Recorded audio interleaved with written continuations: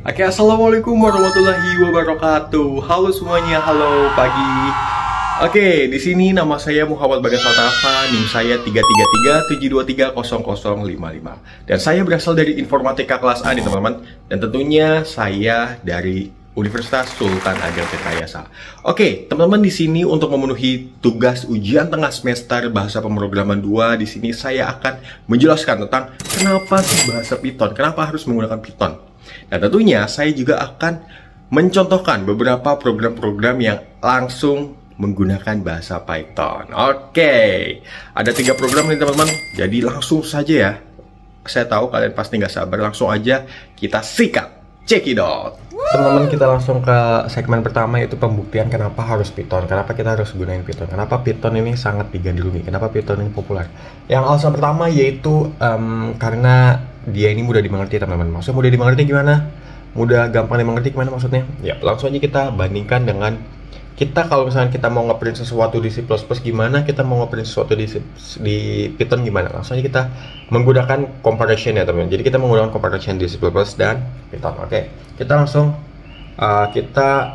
pembuktian pertama kita ngeprint hello semuanya, kalimat hello semuanya di C++ dulu. Oke, yang pertama pastinya ya include iostream, ini standard library dari C++ ya. Jangan lupa kita pakai namespace standar biar kita nanti nggak perlu std lagi. Oke, dan setelah isi namespace apa yang kita lakukan?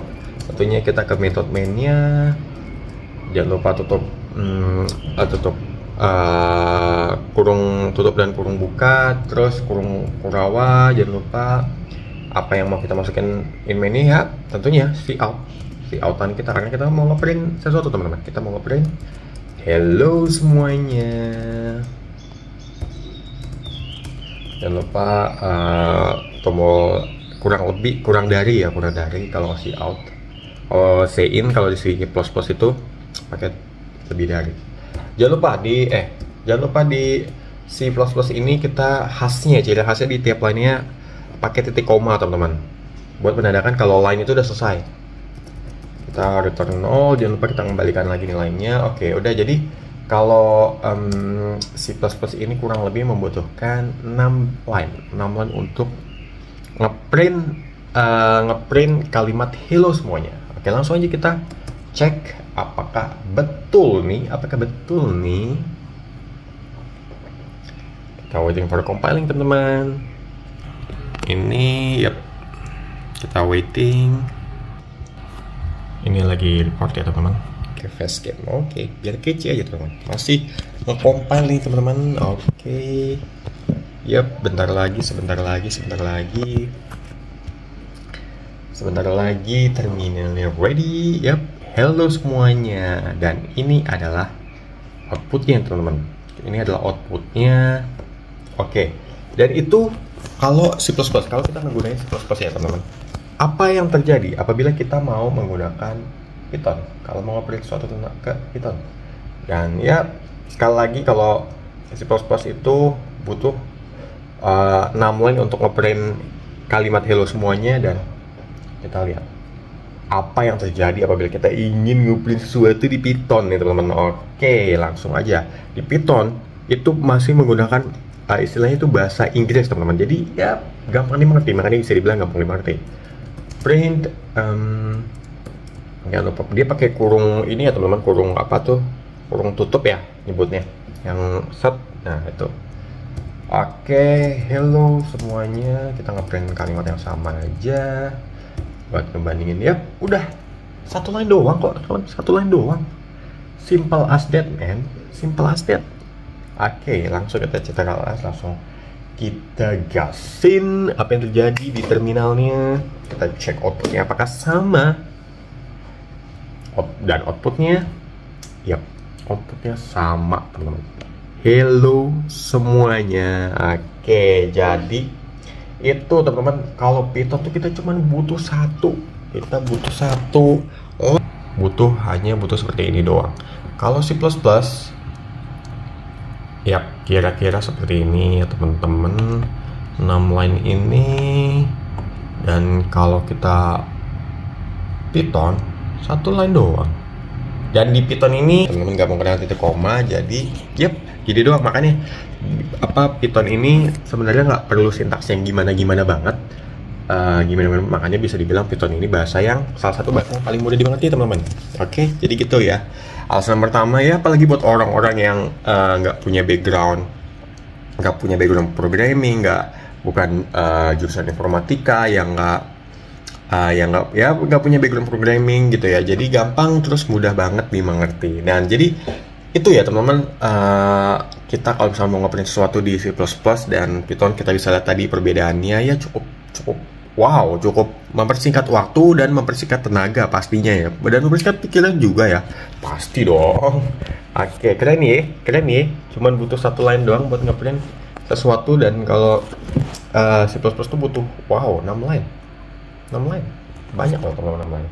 Dan yang kedua, Python ini gratis ya teman-teman. Maksudnya gratis ini gimana bang? Maksudnya gratis itu, jadi biasanya bahasa-bahasa lain itu biasanya kita harus download, terus kita harus subscribe, harus berlangganan ya. Berlangganan maksudnya ya berlangganan dulu ya. Kayak contohnya kayak Java SE, dan yang tentunya Java SE itu harus berlangganan dan harus berbayar gitu. Nah kalau misalkan Python ini dia gratis ya teman-teman. Ya kalau misalkan kita bisa gratis dan free ya kan, kenapa tidak kita menggunakan yang gratis? Why not gitu teman-teman? Karena saya sebenarnya suka yang gratis. Oke.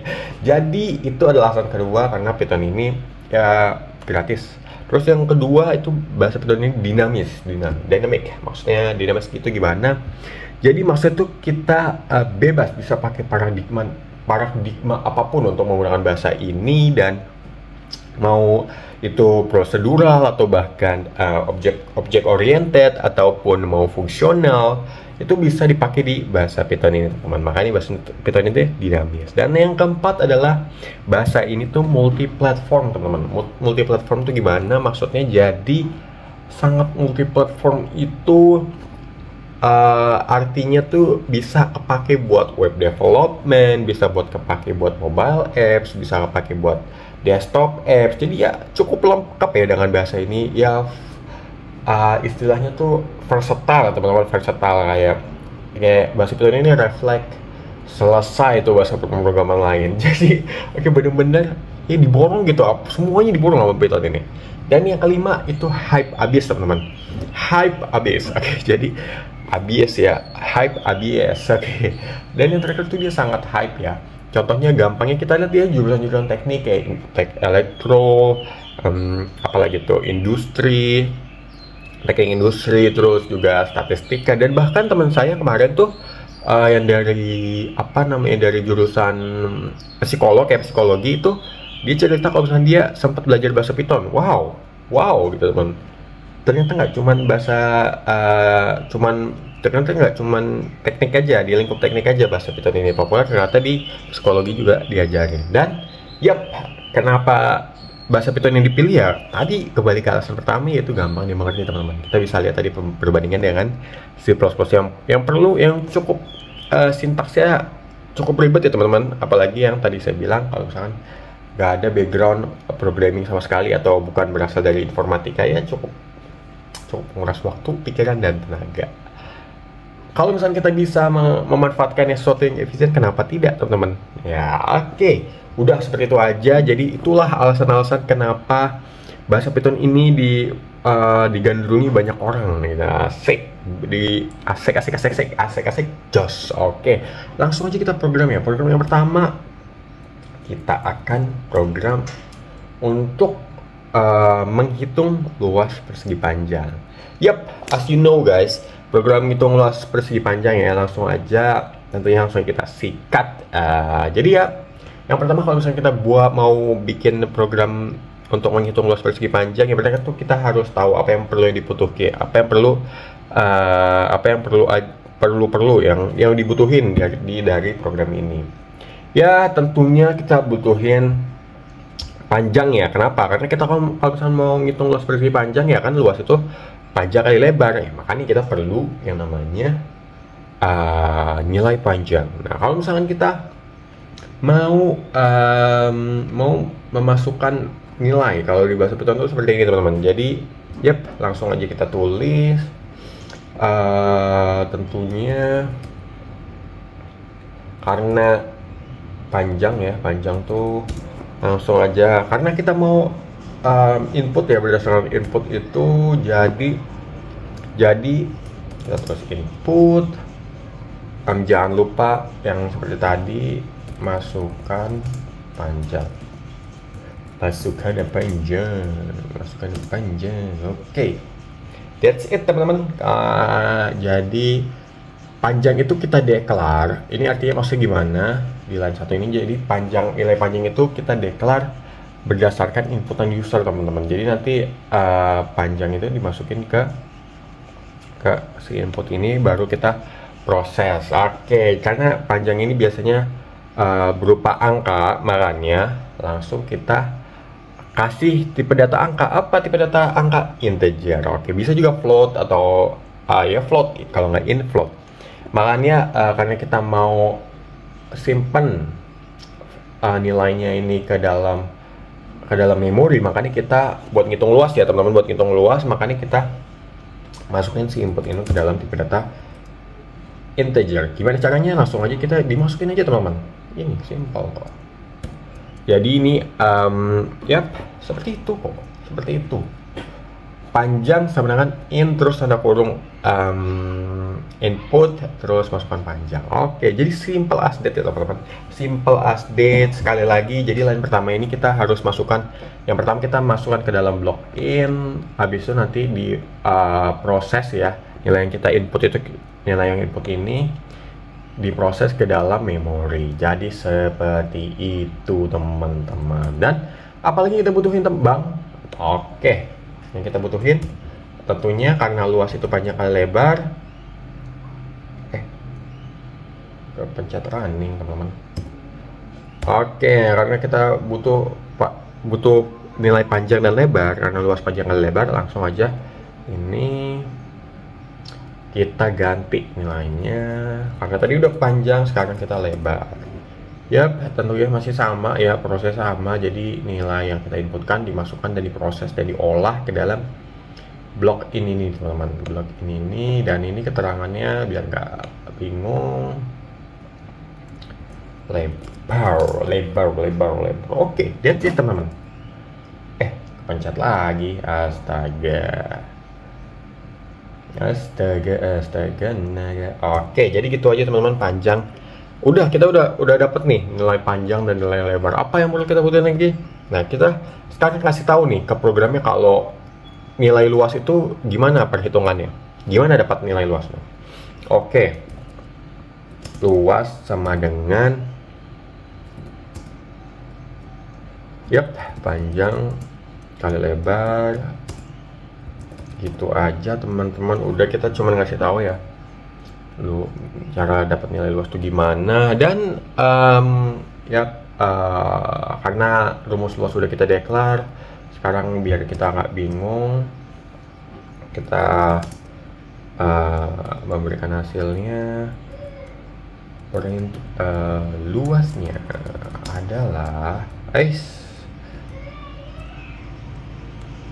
Luasnya adalah udah gitu aja teman-teman. Jangan lupa kita tutup petik 2-nya dan kita pakai variabel luas. Udah, simple as that kok. Simple as that teman-teman. Oke ya. Jadi udah gitu aja. Taruh S, jangan lupa kita running.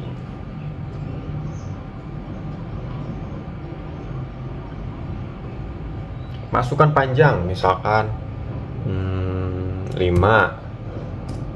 lebar 2, luasnya adalah 10 karena 5 kali 2 10. Udah sesimpel itu. Kita butuh 4 line, hanya butuh 4 line untuk satu program simple teman-teman. Gokil ya. Nah, apa yang terjadi kalau misalkan kita bandingkan ya, kita menggunakan C++. Tadi kan Python cuma 4 ya. Nah, kalau C++ itu seperti tadi. Oke, ini kita ini aja. langsung aja kita ini ya. Nah, kita declare dulu apa nilai panjang, lebar, sama luasnya P, L, dan luasnya apa tuh? Luas aja ya, luas. Ini biar rapi aja temen-temen.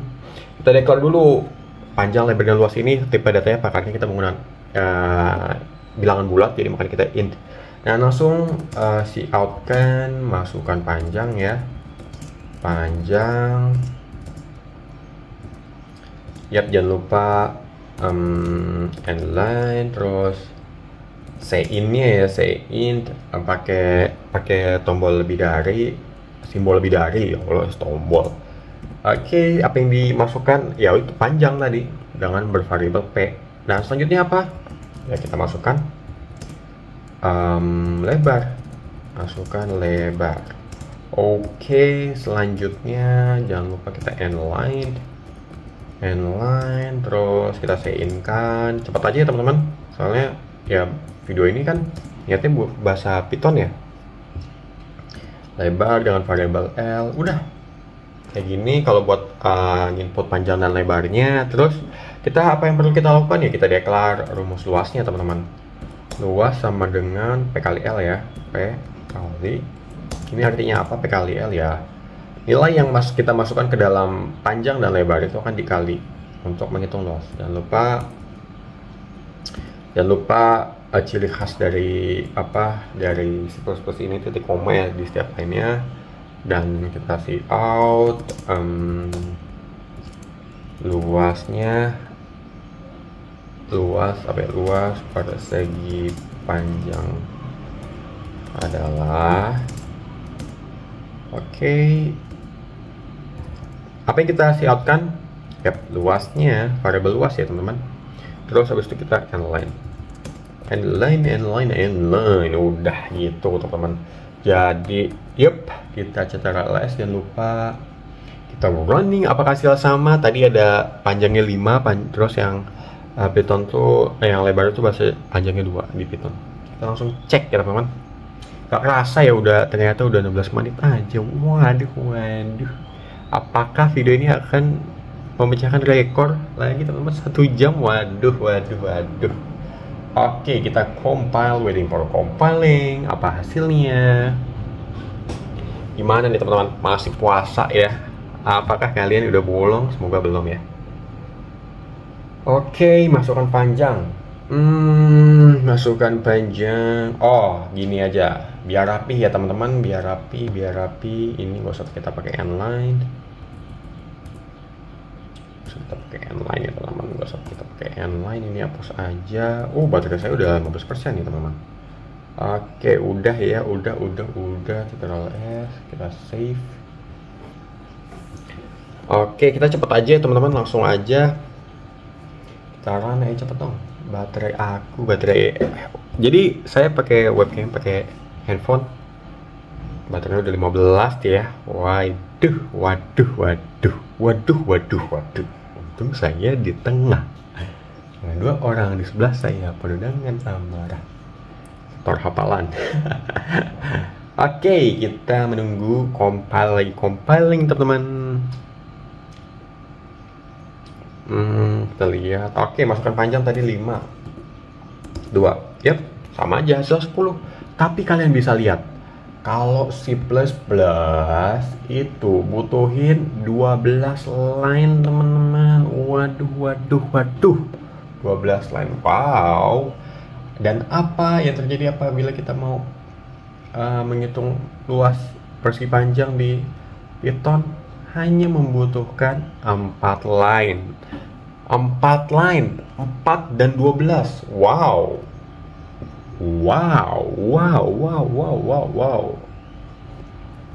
Sangat menghemat ya teman-teman. Jadi ya Python ini cuma butuh 4 line buat program luas persegi panjang, dan Kalau tadi C++ tuh 12 line. Wow. Oke, jadi itu program pertama, itu menghitung luas seperti panjang. Dan program kedua kita mau ngapain lagi bang? Program kedua ini kita hapus saja, kita pakai file yang sama. Program kedua kita mau ngapain bang? Oke, jadi kita mau tahu caranya kita bisa nampilin angka acak tuh gimana gitu. Nah, di sini saya kenapa saya milih program ini, karena ya di sini pakai library yang mana C++ tuh pakai library juga teman-teman. Jadi biar bisa gampang ngebandinginnya. Nah, ya langsung aja yang mau tahu gimana caranya, langsung aja kita tulis library-nya. Dan untuk penulisan apa ya namanya? Penulisan library-nya di sini kalau misalkan C++ itu kan include, hashtag include. Kalau ini kalau di Python pakai import ya. Import apa library-nya random. Karena angka acak ya. Jadi library random. Oke. Jadi, standar library yang dipakai itu adalah dari modul random. Jadi selanjutnya, ya kenapa random? Karena modul random ini bisa nyediain fungsi-fungsi untuk nampilin angka secara acak, teman-teman. Oke, selanjutnya apa? Selanjutnya kita print. Oke, apa yang di print? Tentunya kita tulis lagi library-nya ya,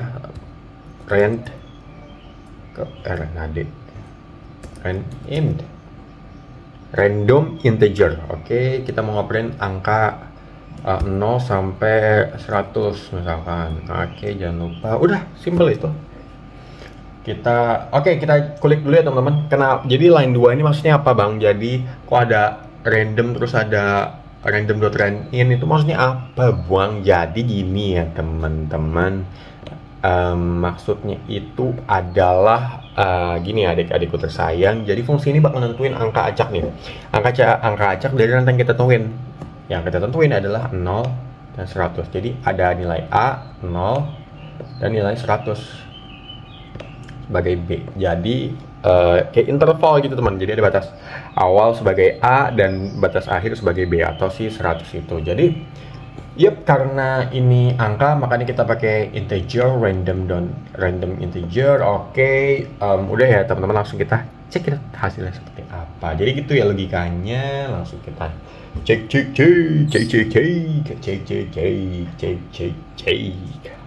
Apa yang terjadi bang di program kedua ini?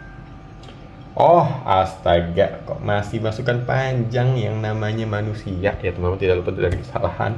Ternyata belum di save. Oke, langsung aja ya. Nah, save, langsung kita ada. Oke, kita cek. Apa hasilnya? Oh, hasilnya adalah 64 teman-teman. Kita cek lagi untuk membuktikan, ini settingan gak sih? Kok hasilnya 64? Ini pasti settingan nih. Kita cek ya teman-teman, hasil kedua ini apa? 36. Oke, itu kenapa hasilnya 36? Kayak karena tadi angka acak. Kayak gitu ya teman-teman. Jadi ya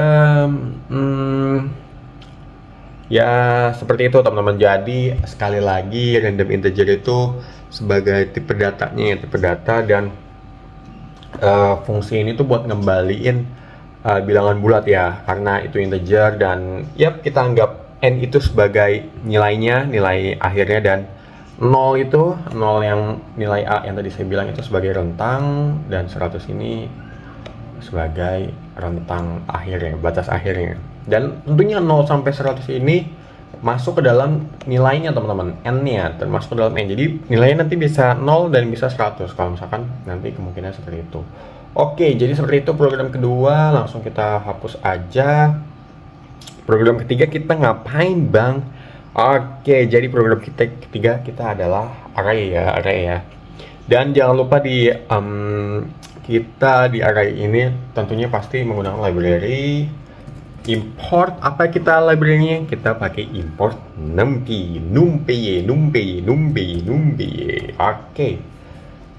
Import numpy. Jadi kita kulik dulu line 1 ini. Import numpy ini sebagai library yang bisa kita gunain buat operasi penjumlahan, operasi matematika kayak penjumlahan, pengurangan, perkalian, dan lain-lain. Dan tentunya pada array teman-teman. Oke, pada array jadi cocok ya buat library di program kita, yaitu menggunakan array. Dan apa sih program ketiga ini? Ngapain kok pakai operasi MTK? Aduh, ribet banget nih.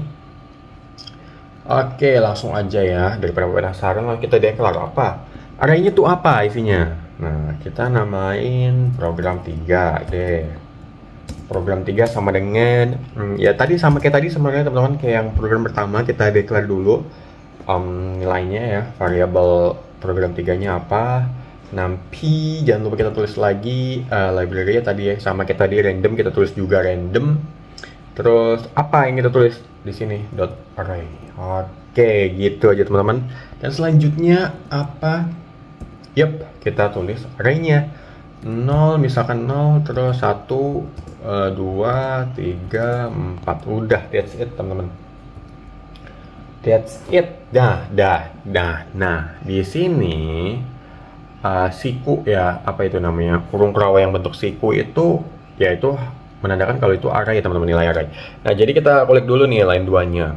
Jadi kita declare variabel array ya teman-teman dengan nama program 3 ini. Sebenarnya bebas mau namain apapun bisa teman-teman. Bisa, itu istilahnya cuman nama ininya aja variabelnya ya teman-teman. Nah, terus jangan lupa kita menggunakan numpy sebagai untuk menggunakan operasi matematika dalam array. Terus kita masukkan nilai yang ada di array-nya apa aja, 0, 1, 2, 3, 4, dan pakai kurung buka yang siku itu ya teman-teman. Habis itu kita ngapain? Jangan lupa kita print lah. Apa yang kita print? Program 3. Oke. Jadi tentunya program 3 ya teman-teman, karena ya nama variabelnya program 3. Kalau nama variabelnya Bass Pro 3 gitu, ya udah nanti di printnya nanti ganti juga Bass Pro 3. Oke, jadi jangan lupa belajar dari kesalahan ya teman-teman. Kita save. Habis itu apa ya jadinya?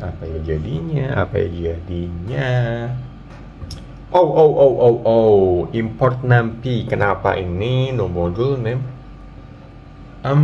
Sebentar. Ini berarti ada yang salah nih.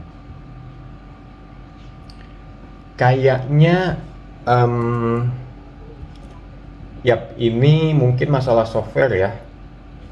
Kita coba GDB. Kita pakai compiler Python.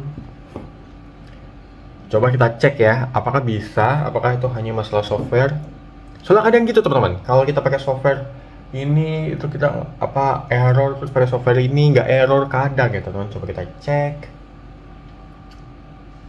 Tadi keterangannya no module ya, no module name numpy. Kita cek lagi di GDB ini apakah bisa teman-teman. Kalau nggak bisa, berarti ada kesalahan di ininya, penulisan kodenya. Sebentar loading. Oke, kita Ctrl V aja. Import numpy udah. Ya, gitu teman-teman. Kayak gitu. Kadang emang softwarenya ya. Saya penasaran. Mungkin dari kalian juga ya gitu lah. That's it ya untuk program ketiga, yaitu array dan penggunaan operasi matematika tentunya untuk menampilkan array-nya ya teman-teman. Jadi ya kita udah ngebahas 3 program dan saya masih penasaran kenapa import numpy tidak ada di VS Code. Kenapa ya?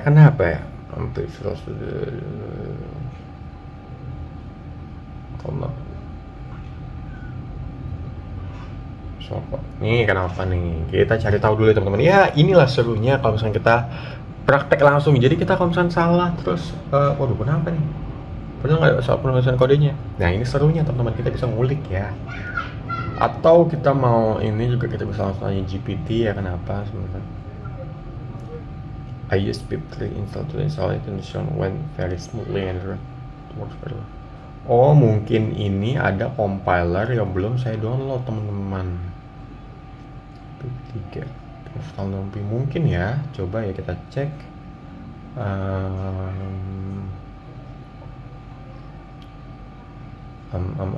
Mana ya? Extension. Tadi itu apa ya? Tip 3. Roller fetching extension, noise extraction. Mana ya? Coba kita cari. Nanti apa nih? Oke, coba kita tanya GPT deh.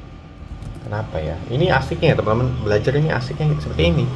Kadang ada suatu hal yang tidak kita duga. Yap, langsung ini kita tanya kenapa saya tidak bisa mengimport library NumPy di VS Code sehingga kode tersebut error, tetapi ketika run di GDB compiler itu malah works. Kita cari tahu ya. Mulai karena konfigurasi lingkungan pengembangan Anda. No, ini iya, kemungkinan itu ada apa? Ini teman-teman, PIP ada kemungkinan variabel yang belum saya download.